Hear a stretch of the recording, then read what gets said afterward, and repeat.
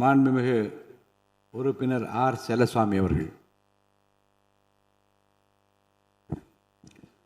மாண்புமிகு பேரவைத் தலைவர் அவர்களே, மாண்புமிகு முதல்வர் அவர்களே, மாண்புமிகு எதிர்க்கட்சி தலைவர்களே, மாண்புமிகு அமைச்சர் பெருமக்களே, மாண்புமிகு சட்டமன்ற உறுப்பினர்களே, காவிரி நடுவின் குறுக்கே ஆற்றின் குறுக்கே மேகதாது அணை கட்டக்கூடாது என்ற தீர்மானத்தை நம்முடைய முதல்வர்கள் முன்மொழிந்திருக்கிறார்கள்.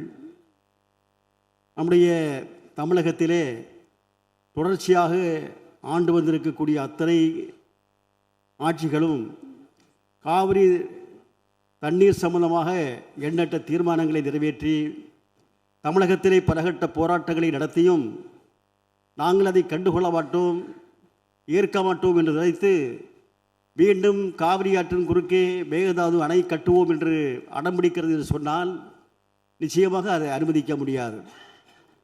நம்முடைய இந்த இயற்கையாக இருக்கக்கூடிய தண்ணீரும் அதை போன்று காற்றும் அதை யாரும் அழிக்க முடியாது, தடுக்க முடியாது.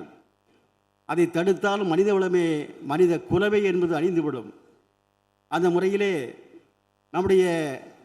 நாம் இன்றைக்கு பயன்படுத்தி கொண்டிருக்கக்கூடிய டெல்டா பகுதியிலே தமிழகத்திலே பாதிக்கு மேற்பட்ட மாவட்டங்கள் லட்சக்கணக்கான விவசாய பெருங்குடி மக்கள் எல்லாம் இன்றைக்கு பயன்படுத்தி கொண்டிருக்கக்கூடிய காவிரி ஆற்றுடைய தண்ணீரை தடுப்போம், தடுத்து நிறுத்துவோம், மேகதாது அணையை கட்டியே தீர்வோம் என்று சொன்னால் நிச்சயமாக நாம் அதை எந்த சட்டத்தையும் உச்சநீதிமன்றத்துடைய தீர்ப்பையும் அனுமதிக்க மாட்டோம் என்று சொன்னால் நிச்சயமாக இந்த பேரவை என்பது அனுமதிக்கக்கூடாது.